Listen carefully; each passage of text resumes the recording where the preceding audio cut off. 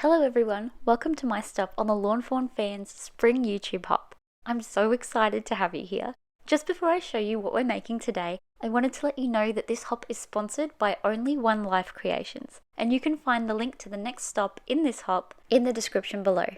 I'll tell you more about all of that soon. So today I'm showing you how I made this.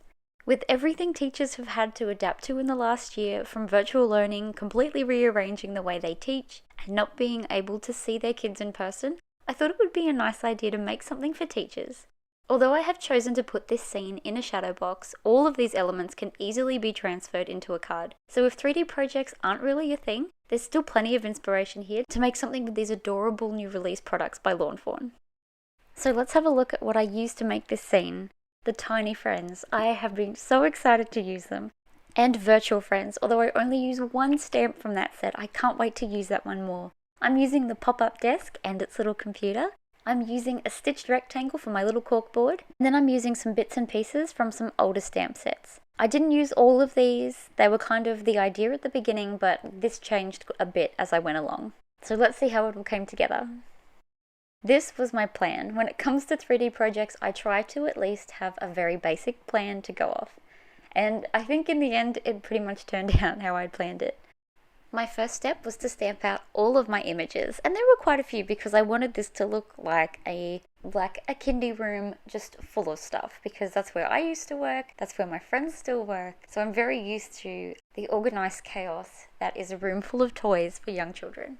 I cannot get over how cute these tiny friends are. I think that little girl stamp is probably the cutest thing Lawn Fawn have ever made. I am just a little bit obsessed with these. I can't wait to use them for everything. So what I'm stamping out here are some little pictures that are going to hang up in the classroom, some things for the teacher's desk. I'm using the tiny friends again for little dolls, a little house for a dollhouse.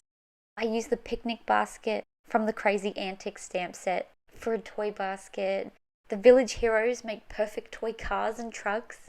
I truly love how versatile Lawn Fawn stamps are. I love using them in different ways. They're just so cute. So coming up is some dinosaur stamps, and funny story with this one. Every day when my son gets home from kindy, we ask him, "What did you learn today?" And he would tell us we learned about dinosaurs, and we're like, okay, yeah, that makes sense for his age. I remember teaching dinosaurs for that age group. Makes total sense. But then when my husband went and spoke to his teacher, she had a bit of a giggle and said, no, not even close.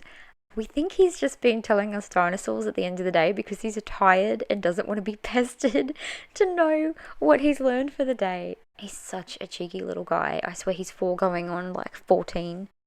And I know he does love dinosaurs, so maybe he's hoping they'll learn about dinosaurs soon. Anyway, it gave his teacher a really good laugh, so I'm making sure that in her shadow box, I'm doing dinosaurs. Right now, I'm just editing this little basket so that it looks like a regular toy basket instead of a picnic basket, and then I'm going to move on to some colouring. I colour mostly with Copics and regular alcohol markers, just very simply blending them together, only using 2 colours per area, and then adding some white highlights afterwards. While I've got you here for a minute and I'm colouring in, I thought I would remind you that this is a hop.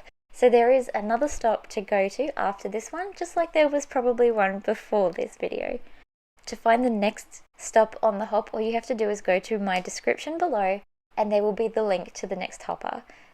Everyone in this group is ridiculously talented. I am so lucky to be a part of this group. You do not want to miss any of their creations.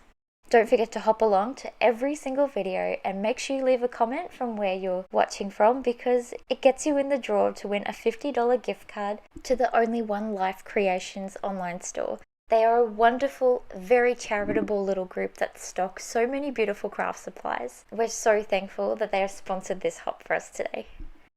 This giveaway is open internationally, so make sure you comment so that you get a chance. I'll leave you with some music as I finish this step.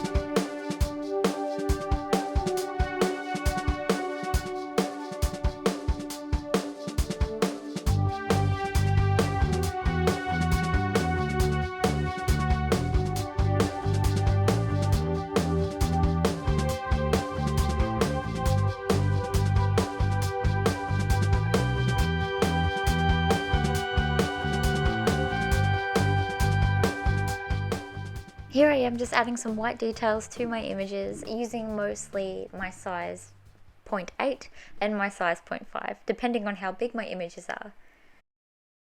I do this with most things that I stamp because I just love the way it brightens things up a bit. Now, because my son likes to tell his little stories about learning about dinosaurs all the time, I thought it would be cute if he were the one to colour these in for the shadow box. So here are those little hands working hard at doing some really good colouring for these little images. And can I tell you, he was so excited to be using Mummy's special pens, my Copics. He does occasionally use my alcohol markers, but he knows these pens are super special, so it was really sweet seeing him use them, and he was so careful with them. It was adorable.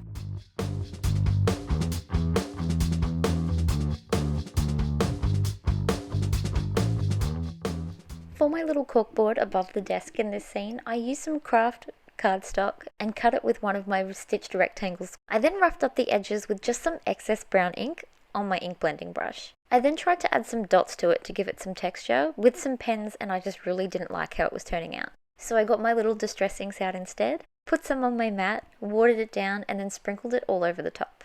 I feel like this effect was exactly what I was going for. Here I cut out the adorable little laptop from some dark grey cardstock and some really dark grey cardstock to stick underneath for the keys and the little mouse. And then I use that same die for the screen, and I'm just putting a loading sign on there. If you've ever worked with work supplied laptops, I'm sure that you've probably had the same experience, that things get a little bit slow.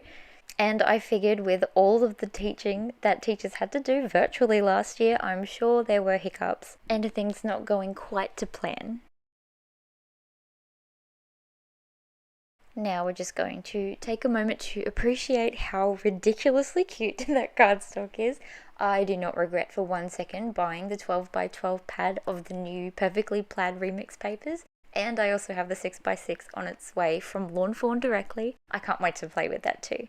I went through my scrap cardstock stash and found a few colours that kind of matched the background paper that I was using, and I cut them for the little drawers on the desk. And here I am just getting an idea of where everything is going to be placed, and adhering down that cork board so that I can start building up this scene.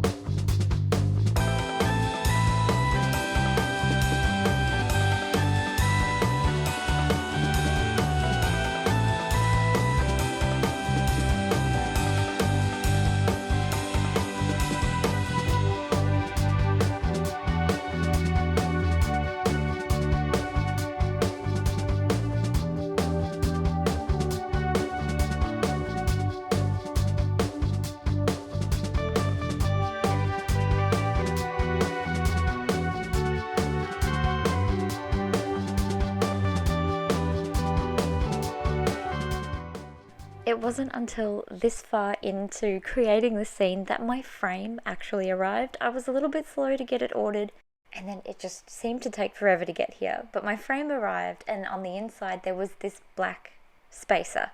And so I'm colouring in the bottom of my desk black, where it's going to be stuck down onto that so that you can't see it. I trimmed the excess of the cords hanging off my background so that this would fit nicely into the frame. Although these pictures were hanging so perfectly, I decided to pop some double-sided foam squares behind them to hold them in place, because I really didn't want these to maybe fall off the paper clips in the future. If they do, they will at least still be stuck up in place. Now it was time to decorate my corkboard with those adorable little pictures that my son coloured in.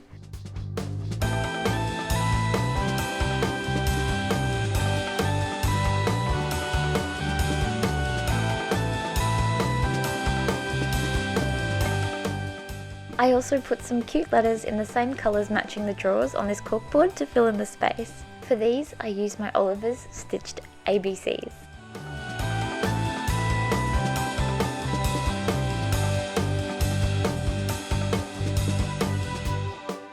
It was at this point that I stuck my desk down into this frame, and because this little shadow box wasn't as deep as I had hoped it would be, I'm not going to trim my desk to fit. I'm going to have my desk up on an angle, which I know may seem a little bit funny at first, but I really love it in the end because it's almost like you get a bit of a top-down view on what is happening on the teacher's desk without having to maybe tip the frame or lean over to look in on it.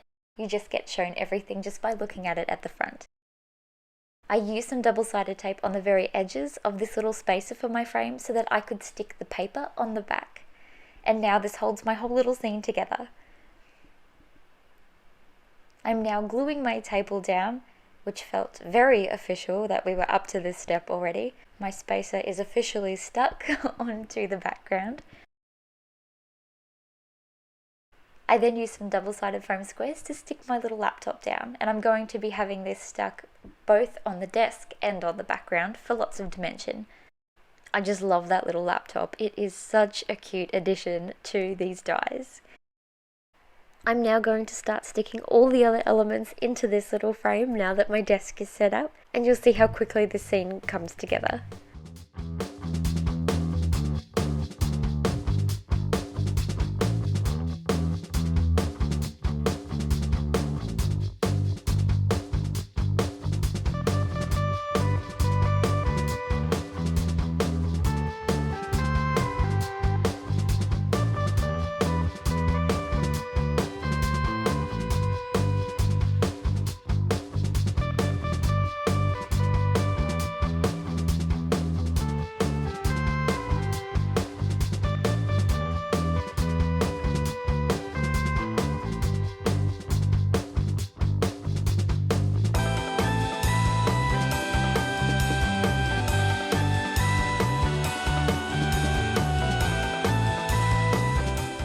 I thought it would be cute to add a tiny little thank you note on the desk for the teacher.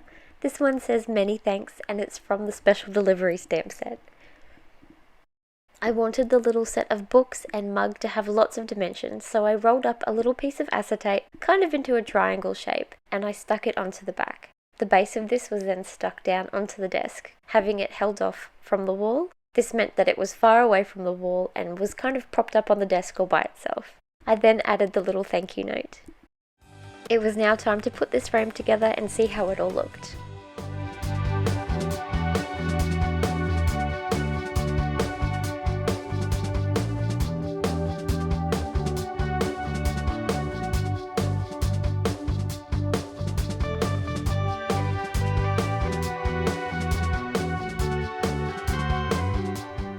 I was loving how this was looking, but I felt like it was missing just one detail. This is a gift made for somebody, and I think that personalization just kind of tops it a little bit. So I just quickly cut my son's teacher's name in vinyl and then adhered it onto the front of the glass.